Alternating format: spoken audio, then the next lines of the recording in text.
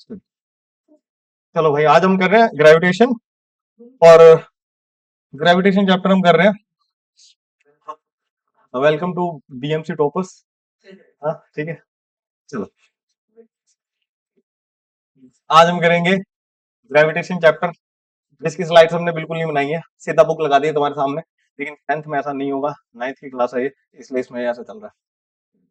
और ग्रेविटेशन, देखो, ग्रेविटेशन क्या है? तो बताएगा ग्रेविटेशन क्या है? हाँ, ग्रेविटेशन क्या होता है? हाँ, बताओ ना, क्या होता है? Vertically downward force? नहीं यार, देखो, इस दुनिया में ना जितनी बॉडीज है, देखो दो बॉडीज है, कोई भी बॉडी है, ठीक है, एक बॉडी है और एक बॉडी ये है, ठीक है। इन दोनों के बीच में ना फोर्स लगता है, ठीक है, ये इसको खींचती है, ये इसको खींचती है। कोई भी इस दुनिया की बॉडी है, ठीक है, तुम साथ में बैठे हो, तुम्हारी बॉडीज भी आप आपस में एक दूसरे को अट्रैक्ट कर रही है, ठीक है, तुम्हारी बॉडीज भी आपस में एक दूसरे को अट्रैक्ट कर रही है, ग्रेविटेशनल फोर्स लग रहा है। हाँ, पास नहीं जा रहा, उसका भी रीजन है, बताता हूँ। ठीक है, उसका भी रीजन है, ठीक है, उसका भी रीजन है कि आपस में आके तुम भिड़ क्यों नहीं रहे हो, ठीक है। अगर मैं बात करता हूँ, जो ग्रेविटेशनल फोर्स होता है, वो वो क्या होता है? वीकेस्ट फोर्स होता है ग्रेविटेशनल फोर्स, ठीक है। जीएफ जीएफ बोले तो ग्रेविटेशनल फोर्स है। चलो, हंसने की जरूरत नहीं है। Weakest force. अगर तुमसे बात करते हैं स्ट्रॉन्गेस्ट फोर्स कौन सा फोर्स स्ट्रॉन्गेस्ट है? न्यूक्लियर फोर्स, ठीक है। न्यूक्लियर फोर्स कौन सा होता है? स्ट्रॉन्गेस्ट फोर्स होता है। न्यूक्लियर फोर्स कौन सा होता है? Strongest force. भैया कोई बोल दो, थोड़ा इधर फोकस करें। अबे, नया चैप्टर शुरू हो रहा है, कंसंट्रेट ऑन मटर पनीर। हाँ? तो इन दोनों के बीच में फोर्स ऑफ अट्रैक्शन लगता है, फोर्स, ग्रेविटेशनल फोर्स। तुम कह रहे हो, जैसे मैं तो इधर खड़ा हूं, है, और हम आपस में क्यों नहीं भिड़ रहे? देखो, अर्थ का जो ग्रेविटेशनल पुल है, अर्थ का जो ग्रेविटेशनल पुल है, वो सामने जो तुम्हारा एक दूसरे के लिए ग्रेविटेशनल पुल है, बहुत कम है। तो तुम तो छोटे से हो, अर्थ कितनी है? बहुत बड़ी है। तो अर्थ ने तुम्हें बिल्कुल पकड़ रखा है। तुम कूदने की भी कोशिश करोगे तो तुम वापिस आके वहीं गिर जाओगे, ठीक है। समझ में आ रही है? तुम्हें कूद कूद के ही पढ़ाएंगे, है ना। एक टीचर देखा तुमने, कूद कूद के पढ़ाता है, वो वाला काम करेंगे। हम भी कूद कूद के पढ़ाएंगे। तो तुमने अपना जो सोलर सिस्टम देखा है, तुमने जो भी अपना सोलर सिस्टम देखा है, तो इसमें कितने प्लैनेट्स हैं? कितने प्लैनेट्स हैं? इसमें 8 प्लैनेट्स हैं। जब हम पढ़ते थे तो 9 होते थे। इसका मतलब ये नहीं है कि वो प्लैनेट गायब हो गया। पहले प्लूटो को भी कंसीडर करते थे प्लैनेट, ठीक है, लेकिन अब इसको डार्क प्लैनेट कंसीडर करते हैं, ठीक है। इसमें वो मेक में एक प्लैनेट है, डार्क प्लैनेट में आ जाते हैं वो, ठीक है। लेकिन जो बड़े प्लैनेट्स हैं वो कितने हैं? ये 8 ही है।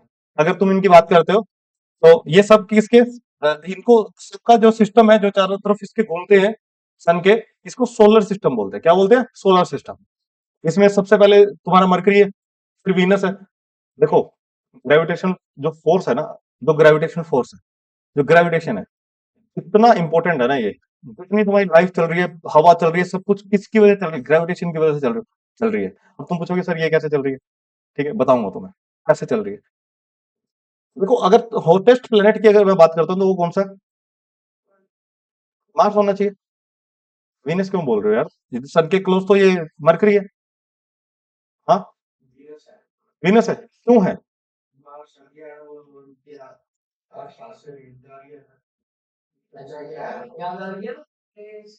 रेज जा रही है, उसके आसपास से जा रही है, इसके नहीं जा रही है आसपास से। देखो, लॉजिकली, लॉजिकली तो मरकरी होना चाहिए, ठीक है।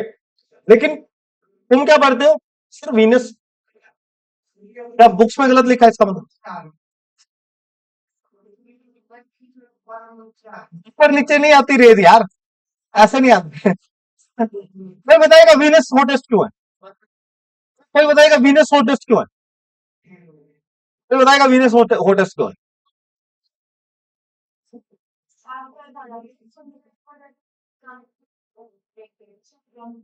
ये भी नहीं है। चलो मैं बताता हूँ, इसके पीछे भी जो फोर्स, इसके लिए भी जो रिस्पॉन्सिबल है ना, वो भी ग्रेविटी है। पूछोगे सर ग्रेविटी का क्या पंगा है इसमें? मेरे बच्चों, तुम्हें जो ये दिख रहा है ना, ये जो इमेज दिख रही है, इसमें मरकरी तुम्हें छोटा सा दिखाई दे रहा है, और वीनस बहुत बड़ा बड़ा दिखाई दे रहा है, ठीक है। कैसा दिखाई दे रहा? बड़ा दिखाई दे रहा है, ठीक है। तो एक बात बताओ,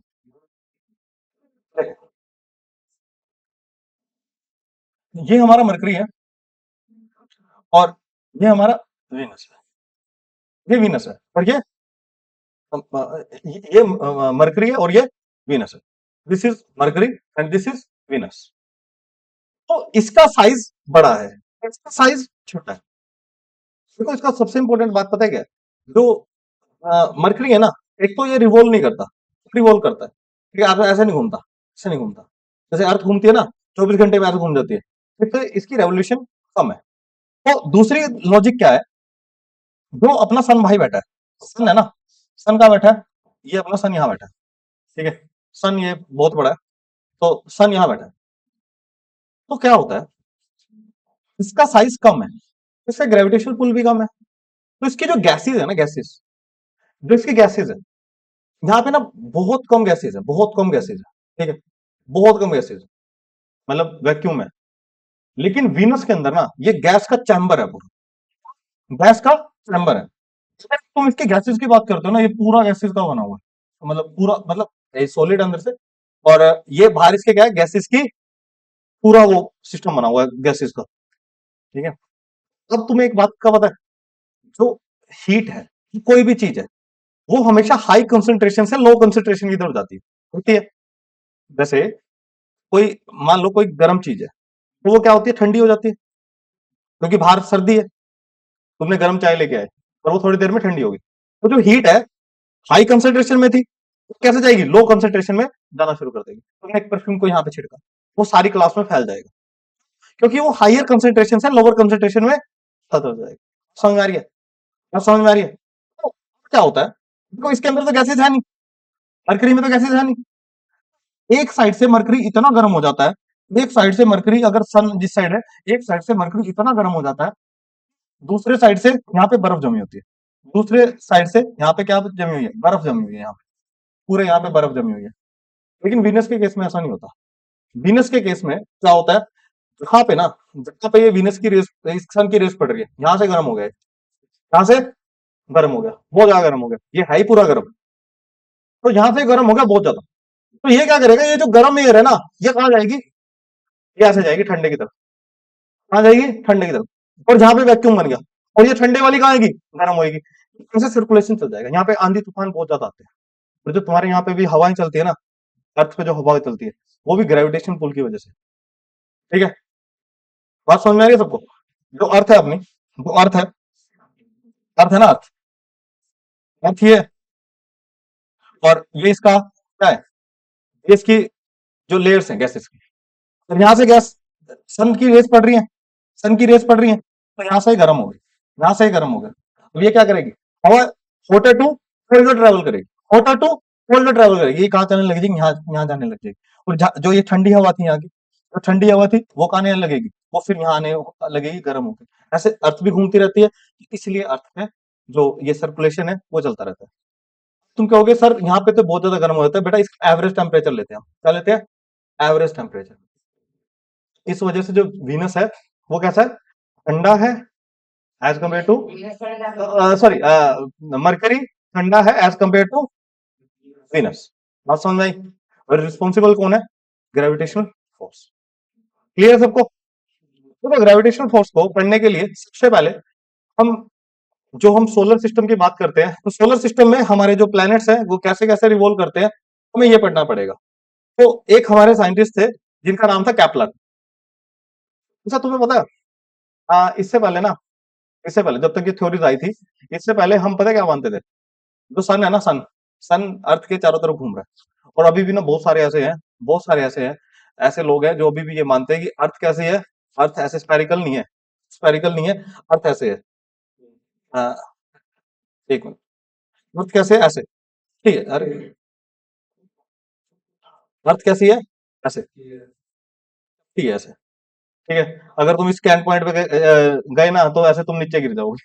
ठीक, बहुत सारे लोग मानते हैं, अमेरिका में भी है, हर जगह है, हर जगह है। उनके पास लॉजिक भी है, बाहर से अर्थ ऐसे दिखती है, फिर भी वो इस चीज को मानते हैं।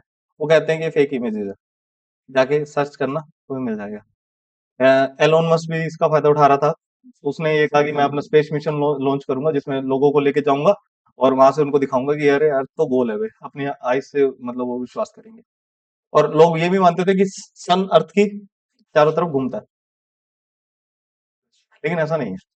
अर्थ सन के चारों तरफ घूमती है, जितने भी प्लैनेट्स है सन के चारों तरफ घूमते हैं, जितने भी प्लैनेट्स है वो इसके सन के चारों तरफ घूमते हैं। देखो मैंने तुम्हें दिखा देता हूँ। कहाँ गया उसे ढूंढो।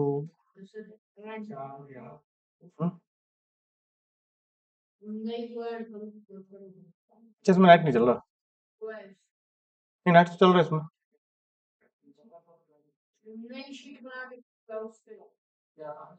अच्छा हाँ, ठीक है ठीक है ठीक है, लो देखो, ये वो ये वो है।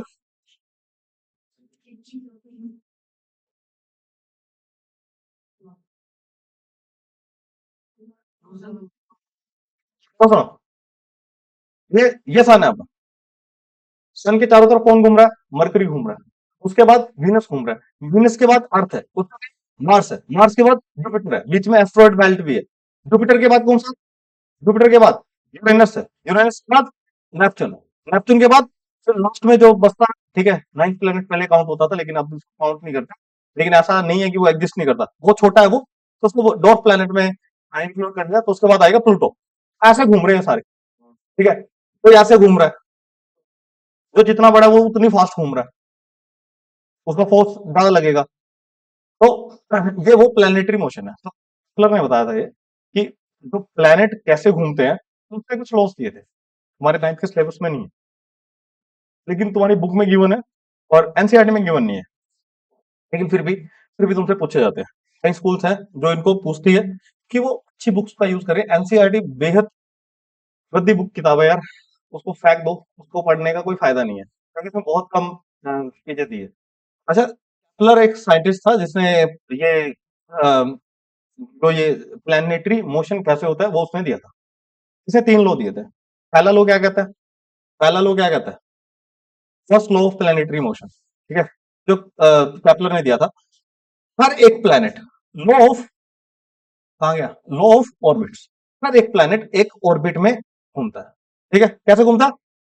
एक प्लैनेट एक ऑर्बिट में घूमता है, और वो कौन सा ऑर्बिट होता है जल्दी से बताओ? वो इलिप्टिकल पाथ में रिवॉल्व करता है। इलिप्टिकल से कैसे? सन यहाँ पे है, सन यहाँ पे, और ये जो प्लैनेट है ना, इस इलिप्टिकल पाथ में घूम रहा है। समझ में आई बात? सन यहाँ है, प्लैनेट ऐसे घूम रहा है। हर एक प्लैनेट की बात हो रही है, सिर्फ अर्थ की बात नहीं हो रही। हर एक प्लैनेट कैसे घूम रहा है? बात समझ में आ रही है? इलिप्टिकल पाथ में घूम रहा है। पता चला? ये ये जो ये जो ये जो होता है ना, ये सेमी मेजर एक्सिस होती है, और ये होता है, ये कौन? Semi minor axis. तो ऐसे सीधे में इसमें सेमी माइनर, और ये सेमी मेजर एक्सिस, ये वाली। ठीक है, बात समझ में आई? Law of area, law of areas, areas का क्या लो है? अब मेरी बात सुनना ध्यान से, अब मेरी बात ध्यान से सुनना। देखो बड़ी मस्त बात है, बड़ी मस्त बात है, बताऊं? किसी को बताना ना। देखो ये सन है अपना, ये क्या है? ये सन है, ये सन है। क्या हुआ? अब ना, एक प्लेनेट है, मान लो अर्थ ही है। अर्थ यहाँ से घूमते हुए ना यहाँ पे गई, यहाँ से घूमते हुए कहाँ गई? यहाँ पे।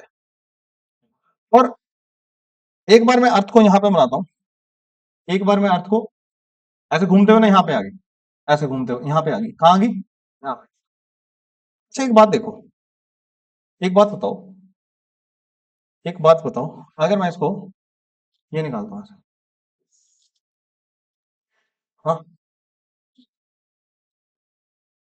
अगर मैं देखूं, जब ये यहाँ से यहाँ पे आई है और यहाँ से यहाँ पे गई है, तो समझ आ रही है ना? तो क्या मेरे बच्चों, ये जो एरिया है वो लगभग सेम है इस वाले एरिया के, है ना? लगभग सेम है ना? ये लंबाई में हो गया, और ये बड़ा ऐसे, लगभग सेम है ना? लगभग सेम, लेट मैंने मान लिया कि ये दोनों एरिया सेम है, लगभग सेम ही होगा एरिया, ऐसे निकालने तो बैठूंगा नहीं। मैंने मान लिया दोनों एरिया सेम है ना? समझ में आई तुम्हें बात? ये जो एरिया बन रहा है यहाँ पे, देखो यहां से यहां तक आई, ऐसे, ऐसा कोई एरिया नहीं होता, ये तो जस्ट मैंने इमेजिनेशन में माना है। और ये यहां से फिर यहाँ पे गई, ऐसे घूम रहे हैं, ऐसे प्लेनेट घूम रहा है, और अर्थ 365 दिन लेते हैं, और यहाँ पे पूरा ऐसे घूम जाते हैं। मेरी बात ध्यान से समझो, ये जो एरिया तुम्हें दिखाई दे रहा है, वो जो एरिया है और ये एरिया बराबर है। तो केपलर ने एक बात कही थी, जो जो भी कोई भी प्लेनेट है वो इक्वल एरिया स्वाइप करती है, कितने में? इक्वल इंटरवल ऑफ टाइम में, इक्वल टाइम में। कहने का मतलब पता है क्या? कहने का मतलब पता है क्या? भाई जब ये यहां से यहां तक आया ना, सन के पास, तो इसने अपनी स्पीड को बढ़ा लिया है, ठीक है, एरिया इक्वल करेगी। और जब ये प्लेनेट दूर गया यहां से, सन से दूर गया, तो फिर इतना ही चलेगा। समझ में आई बात? का क्लियर है? नहीं क्लियर हुआ? नहीं हुआ ना? दोबारा देखो, देखो ये जो एरिया बन रहा है ना, ये जो एरिया बन रहा है, ये जो एरिया बन रहा है, और इतना एरिया, और जितना एरिया चलेगी ना, जितना एरिया चलेगी सन के चारों तरफ, ये एरिया और ये एरिया बराबर होना चाहिए।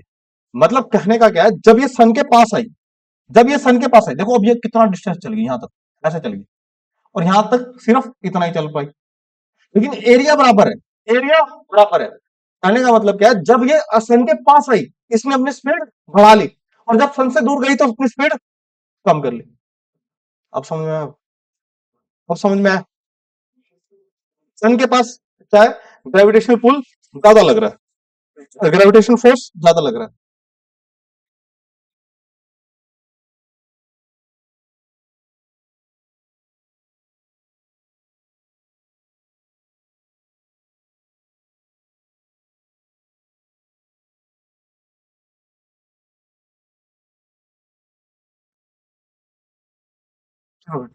समझ में आई सबको? भाविक, समझ में आए? पक्का? देख लो, अभी भी कोई दिक्कत? इधर पीछे तक सबको क्लियर है? गर्ल्स, बिल्कुल एक एक, एक बात क्लियर हो रही है, एक एक बात क्लियर हो रही है ना? चलो, अब लास्ट इसमें जो लास्ट लो है, वो क्या कहता है? Law of periods. Law of periods, law of periods में क्या होता है? लो ऑफ पीरियड्स में क्या है? लो ऑफ पीरियड्स में क्या है? देखो इसमें, देखो बड़ा इंपॉर्टेंट है, ये square of, square of time, square of time taken by a planet complete revolution around the sun is directly proportional to, कितना टाइम लिया अर्थ ने? 365 दिन दिए, 365 दिन लिए हैं, और वो पूरा राउंड उसने लगाया है। The scale of time taken by a planet to complete revolution around the sun is directly proportional to the cube of semi major axis।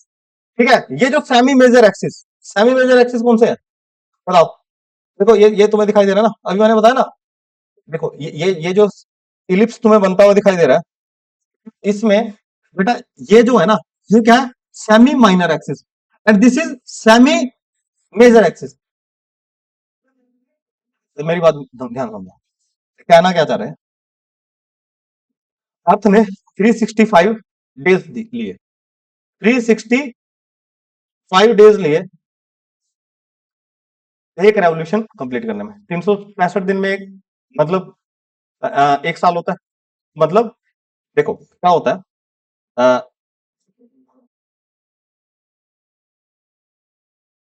ये अपना सन है, और ये अपनी अर्थ, ये इसके चारों तरफ ऐसे घूम रही है। कैसे घूम रही है? ऐसे। जब ये थोड़ा पास में आती है तो इसकी स्पीड तेज हो जाती है। अब क्या हुआ, अब ये यहां से चली, और ये ना ऐसे ऐसे भी घूमती है, ऐसे ऐसे भी घूमती है, और ऐसे ऐसे भी घूमती है, ऐसे भी घूम रही होती है। जब ये ऐसे घूमती है ना, पूरा रेवोल्यूशन लगाने में इसको 24 घंटे लगते हैं। कितना लगता है? 24 घंटे। और जब ये पूरा घूमती है ना, तो कितने लगते हैं? 365 दिन लगते हैं। कितने दिन लगते हैं? 365। यहां से यहां तक गई ना, 365 दिन लगे। एक राउंड घूमी ना, ऐसे ऐसे, ये दोनों दोनों तरीके से घूम रही है, ऐसे भी घूम रही है और ऐसे भी घूम रही है। और एक राउंड घूमी तो 1 दिन, है ना? एक राउंड घूमी तो 1 दिन, और ऐसे घूमी तो 365 दिन। समझ में आ रही है? तो ये जो स्केयर का, इसके जो 365 दिन लिए है ना, ये square of time taken by planet to complete revolution. ठीक है, एक रेवोल्यूशन लगाने में कितना? 365 दिन लगाने में। हर एक प्लेनेट अलग अलग डेज लेते हैं, मरकरी बहुत कम लेता है क्योंकि वो बिल्कुल पास है, ठीक है। तो इसका स्केयर, इसका स्केयर जितने टाइम इसने लिया is directly proportional cube of semi major axis of the elliptical orbit. ये जो सेमी मेजर एक्सिस है, ये जो सेमी मेजर एक्सिस है, इसके क्यूब के डायरेक्टली प्रोपोर्शनल है, इसके क्यूब के डायरेक्टली प्रोपोर्शनल है। कौन सा? देखो ये इलिप्स बन रहा है, सन तो यहाँ पे है अपना, सन तो यहाँ पे है, सन तो यहाँ पे है, लेकिन इलिप्स का ये यही है ना सेमी मेजर एक्सिस, ये भी सेमी मेजर एक्सिस है। उस सेमी माइनर एक्सिस की बात करते थे, ये बना था।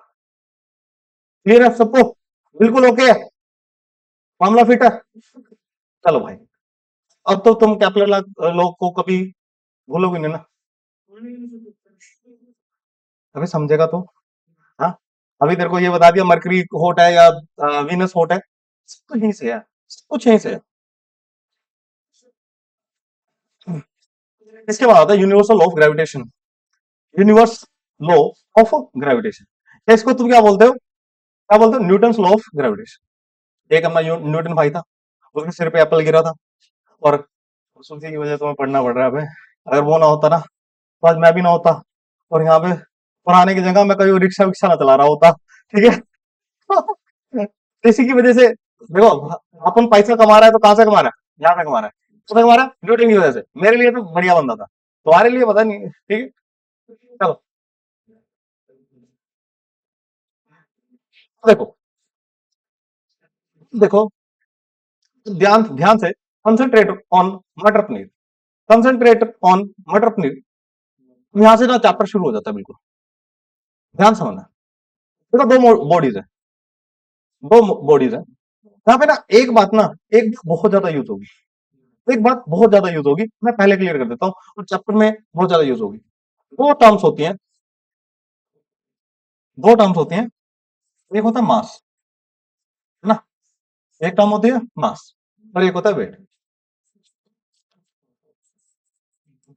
एक मास होता है, एक वेट होता है, सबको पता, मास है और वेट है। सर तुमसे कोई पूछता है, ओए तेरा वेट कितना है ओए, तुम कहते हो सर मेरा तो 55 है, मेरा 60 है, 60 kg, ठीक है। अब जैसे मेरा मेरा तो अबे 100 थोड़ी है मेरा। चलो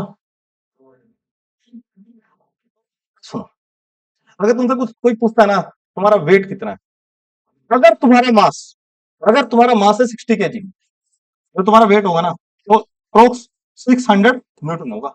सर ये क्या कह रहे हो आप? न्यूटन तो मेरे से किसी ने पूछा ही नहीं, केजी पूछते थे। ऐसा नहीं है। देखो मैं तुम्हें डिफरेंस बताता हूँ, मास में और वेट में क्या डिफरेंस होता है। मास में और वेट में क्या डिफरेंस होता है? मास होता है क्वांटिटी ऑफ मैटर, मास क्या होता है? क्वांटिटी ऑफ मैटर, कितना मैटर है, ठीक है, कितना मैटर है। अगर मैं इसको, ठीक है, इस मार्कर को अपने आप से कंपेयर करूं, इसका जो मैटर है वो बहुत कम है, और मेरा मैटर बहुत सारा है, बहुत सारे मैटर है अपने, ठीक है।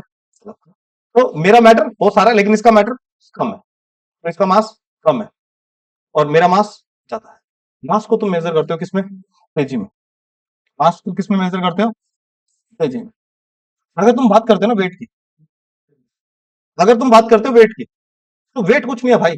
वेट तुमसे कोई पूछता है ना तो तुम कहते हो सर फोर्स की बात कर रहे हो क्या? हाँ, वेट बोल रहा है सर फोर्स की बात कर रहे हो क्या? आप कितना फोर्स लगा रही है मेरे ऊपर, ये बात कर रहे हो क्या? है, क्या कहोगे? सर वेट की बात क्या कर रहे हो, फोर्स अर्थ अर्थ कितना लगा रही है यही तो बात कर रहे हो, है ना। वेट क्या होता है? फोर्स होता है। वेट क्या होता है? फोर्स होता है। इसकी ऐसा यूनिट क्या होगी? ऐसा यूनिट क्या होगी? इसकी ऐसा यूनिट न्यूटन। न्यूटन की स्पेलिंग लिखते हो ना, स्मॉल एन से रिप्रेजेंट करना, ठीक है। अब मेरी बात सुनो, न्यूटन कैसे होता है, फोर्स कैसे होता है, ये समझते हैं। कोई बॉडी है, उसके ऊपर रखी है, उसका मास है एम, उसका मास है M। जो फोर्स होता है, मैंने तो फोर्स वाले चैप्टर में बताया था, फोर्स इक्वल टू एम में mass into acceleration, mass into acceleration. लेकिन यहाँ पे ना तो ये बॉडी है, इसको एक्सेलरेशन ड्यू टू ग्रेविटी लग रही है नीचे की तरफ, नीचे की तरफ फोर्स लग रहा है। एक्सेलरेशन कहाँ लग रही है? नीचे की तरफ। तुम इसको फेंकोगे तो कैसे जाएगा? नीचे जाएगा, कहाँ जाएगा? नीचे। मैं इसको यहाँ रख देता हूँ, मैं इसको यहाँ रख रहा हूँ, मैं टिका रहा हूँ इसको यहाँ पे। क्यों नहीं रहा ये? अरे एक मिनट, ये क्यों नहीं रहा है? मैं इसको यहाँ टिकाना चाह रहा हूँ, यहाँ हवा में। नहीं टिक रहा है यार, टिकना चाहिए ना यार, टिकना चाहिए ना। वैसे वैसे सोचे तो मतलब मैं इसको अगर यहाँ रख रहा हूँ तो यहाँ क्यों नहीं टिक रहा है, नीचे क्यों जा रहा है? तो क्यों जा रहा है? क्यों जा रहा है? क्योंकि इसमें फोर्स लग रहा है, इसमें फोर्स लग रहा है। और कौन सा फोर्स लग रहा है? Gravitation force. और ये एक्सेलरेशन जो हो रही है, देखो यहाँ पे जो इसकी वेलोसिटी थी वो कितनी थी? जीरो। Initial velocity zero. और जैसे जैसे नीचे जाता रहेगा इसकी वेलोसिटी बढ़ती रहेगी, जितना नीचे जाएगा उतनी ज्यादा इसकी वेलोसिटी बढ़ जाएगी। अगर एक पत्थर को तुम यहाँ से ऐसे गिरा दो, तो वो कोई ईंट है कोई, अगर तुम यहाँ से ऐसे गिरा दिया, ठीक है, हो सकता है वो ना टूटे। लेकिन इसी ईंट को तुम कहां से, बहुत बड़े टावर से गिराते हो, तो वो नीचे भी तहस नहस कर देगी, और सब कुछ वहां से भी वो करेगी, बहुत ज्यादा एक्सेलरेशन से आएगी। उसकी वेलोसिटी विद टाइम बढ़ती जाएगी। ठीक है, एस्ट्रॉयड आते हैं छोटे छोटे, और वो भी पूरा बहुत बड़ा नुकसान पहुंच जाते हैं। ठीक है, अब आओ मेरे बच्चों, आगे तुम्हें लेके चलता हूँ। देखो फोर्स इक्वल टू मास, और यहाँ पे एक्सेलरेशन क्या है? Acceleration due to gravity. और जो एक्सेलरेशन ड्यू टू ग्रेविटी है, अर्थ पे बात मैं अर्थ की कर रहा हूँ, बात मैं अर्थ की कर रहा हूँ। अर्थ पे एक्सेलरेशन ड्यू टू ग्रेविटी जो जितनी होती है वो होती है 9.8 मीटर पर सेकंड। ठीक है, तो एक्सेलरेशन ड्यू टू ग्रेविटी कितनी होती है? 9.8 मीटर सेकंड। प्रोक्स इसको, प्रोक्स का सिंबल ये है, प्रोक्स का जो सिंबल है वो ये है। प्रोक्स तुम इसको, इसको कितना ले सकते हो? कितना ले सकते हो? 10 ले सकते हो। 10 मीटर पर सेकंड स्केयर, स्केयर आएगा। ठीक है, क्योंकि एक्सेलरेशन किसके बराबर होती है? Velocity upon time. वेलोसिटी की यूनिट होती है मास अपॉन ये मीटर पर सेकंड, और ये मीटर, तो मीटर पर सेकंड, क्या लिखा हूं? मीटर पर सेकंड स्केयर। ये क्या है? एक्सेलरेशन ड्यू टू, नहीं एक्सेलरेशन, बेटा एक ही बात है। देखिए ब्रेन्स मैजिक कोचिंग में यहाँ पे कुछ भी लिख देंगे लेकिन आंसर सही आएगा। समझ में आई बात? देखो आंसर तो सही है ना, मीटर पर सेकंड स्केयर है। ये तो कला है हमारे अंदर। ऑनलाइन वालों तुम भी सुन लो। अभी तो कोई नहीं है, अभी देखेंगे, ये रिकॉर्ड हो रहा है लेक्चर, हम कोशिश करेंगे इसको वो भी करें। मास में और वेट में फर्क पता चल गया। क्वांटिटी ऑफ मैटर, कितना क्वांटिटी है, कितना क्वांटिटी है। अच्छा एक बात और याद रखना, अगर मैं अगर मैं अगर मैं आ, इसको मून पे लेके चला गया, मून पे लेके चला गया, इसका मास, इसका मास सेम रहेगा। इसके अंदर की जो जो भी क्वांटिटी है, जितना इसके अंदर मैटर है, वो सारा सेम है। क्वांटिटी ऑफ मैटर सेम रहेगा, तो भी मून पे भी। इसको अगर मैं ऐसे कर ऐसे मून पे लेके चला गया, ये सेम रहेगा। लेकिन फर्क क्या आएगा? अगर मैं वेट में फर्क आएगा। बिल्कुल सही कह रहा है। अगर मैं इसको यहाँ पे उछालता हूँ तो ये यहीं से आ गया, लेकिन मून पे उछालूंगा ना, मौज हो जाएगी, इतनी ऊपर जाएगा। ठीक है, और फिर तुम भी ऐसे उछलोगे और तुम भी उसको ऐसे पकड़ोगे, कितनी बढ़िया हो जाएगा ना। ठीक है, हम जाते रहते हैं मून पे ना, उस दिन गए थे फिर। फिर वहां पे ना, फिर वो हमारा डिनर करने का प्लान था, फिर उधर हवा वगैरह कोई अच्छा नहीं था। एलोन मस्क ने भी कहा था कि उधर मैंने बनवा रखा है, वो फोन आता रहता है उसका। आजकल तो ट्रम्प से भी बात हो रही है मेरी, कह रहा था वहां। हाँ, देखो ये बातें वो है किसी को बताई नहीं जाती, तो ये बात किसी को बताना ना, उधर फोन आया हुआ ना।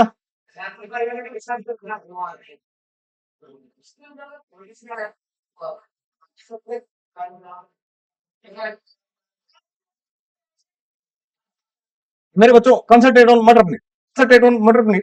देखो सुनो, आ, सारी बातों को छोड़ के मटर पनीर के ऊपर कंसंट्रेट करो। मेरे बच्चों, ओहो टाइम कितना हो गया? अच्छा चलो इसको खत्म कर देते हैं, मैं इसको खत्म कर देता हूँ। Universal law of gravitation, Newton's law of gravitation क्या कहता है? जो फोर्स लग रहा है इन दो बॉडीज के बीच में, फोर्स लगेगा, फोर्स अट्रैक्शन लगेगा, ग्रेविटेशन फोर्स लगेगा, न्यूटन ने कहा था, वो क्या होगा? Directly proportional, directly proportional to इस बॉडी का मास कितना है, डायरेक्टली प्रोपोर्शनल टू इस बॉडी का मास कितना है, डायरेक्टली प्रोपोर्शनल है दूसरी बॉडी का मास कितना है। अगर इसका मास और इसका मास दोनों का मास ज्यादा होगा, आपस में एक दूसरे को attract करेंगी, अट्रैक्ट करेगी। जैसे मून क्या कर रहा है? अर्थ को अट्रैक्ट कर रहा है, अर्थ क्या कर रही है? मून को अट्रैक्ट कर रहा है। दोनों एक दूसरे को अट्रैक्ट कर रहे हैं, दोनों एक दूसरे की तरफ फोर्स लगा रहे हैं। तुम्हारे ये आते हैं ना, क्या कहते हैं, वो देखा तुम्हें, ये टाइट्स आती हैं। ठीक है, टाइट्स आती हैं जो जो लहरें उठती हैं, ज्वार भाटे बोलते हैं उसको। ठीक है, वो किसकी वजह से आ रही है? मून क्या करता है, उसको अट्रैक्ट करता है। अभी मैं थोड़े दिन पहले गोवा था, और वहां पे ना वाली बात ये थी कि उसमें फुल मून था, और फुल मून था, वेव्स थी ना पूरी यहाँ से उठ के आ रही थी, और रात के टाइम की वेव्स बहुत ज्यादा उठती है, हमें वहां से जो बीच लाइन होती है वहां से दूर कर देते हैं। किस्मत वाली बात ये थी कि हमारा अपना पर्सनल बीच वाला वो ले रखा था हमने, और बाकी कहीं भी तुम बीच पे जाओगे तो वो तुम्हें हटा देंगे, कोई गोवा जाता हो तो याद रखना अपना पर्सनल बीच वाला वो होटल। हाँ, चलो प्लीज। तो ये क्या क्या होता है, और अगले दिन जब वो चांद वो आ गया, फुल मून चला गया, समुद्र इतनी दूर चला गया ना, मतलब पहले पास था वो, फिर वो जो किनारा था उससे बहुत दूर चला गया। ठीक है, तो वो ये टाइड्स उतनी कम होगी। तो मैटर करता है, तुम अगर कहीं घूमने भी जा रहे हो तो ऐसे उस पे जाना जब फुल मून वगैरह का चांस। 2 मिनट में, 2 मिनट। अच्छा, ये डायरेक्टली प्रोपोर्शनल है इन दोनों के बीच में जितना डिस्टेंस है, डायरेक्टली प्रोपोर्शनल है। सुनो सुनो सुनो, बस, इन दोनों के बीच में जितना डिस्टेंस है उसके डायरेक्टली प्रोपोर्शनल है। मतलब इसका डिस्टेंस इससे, इसका डिस्टेंस इससे, इसके भी डायरेक्टली प्रोपोर्शनल है। अगर मैं अगर मैं इसकी बात करूं तो ये क्या बन जाएगा, inversely proportional to square of their distance. इनका डिस्टेंस कितना है, के इनवर्सली प्रोपोर्शनल होगा इनके स्क्वायर के, क्योंकि इसका इसका मल्टीप्लाई हो जाएगी। ठीक है, इनकी और इसकी मल्टीप्लाई हो जाएगी, तो फोर्स जो होगा, तो फोर्स होगा मेरे बच्चों, फोर्स होगा directly proportional m1 into m2 on r square. तो यहाँ पे जो कांस्टेंट आता है वो यूनिवर्सल ग्रेविटेशनल कांस्टेंट होता है, उसको जी से रिप्रेजेंट करते हैं, m1 m2 on r square. Force की ऐसा यूनिट न्यूटन, फोर्स की ऐसा यूनिट न्यूटन, और एक्सेलरेशन ड्यू टू ग्रेविटी की ऐसा यूनिट बताओगे, वैल्यू कितनी होती है इसकी? 6.6 यूनिट, यूनिट और यूनिट। इसकी इसकी इसकी अगर यूनिट की बात करें, अगर इसकी यूनिट की बात करें तो जी को तुम यहां रखोगे, फोर्स कितने होते हैं न्यूटन में, ये मीटर स्क्वायर हो जाएगा, और ये क्या आएगा, के जी स्क्वायर इनवर्स। ठीक है, ये इसकी यूनिट होती है।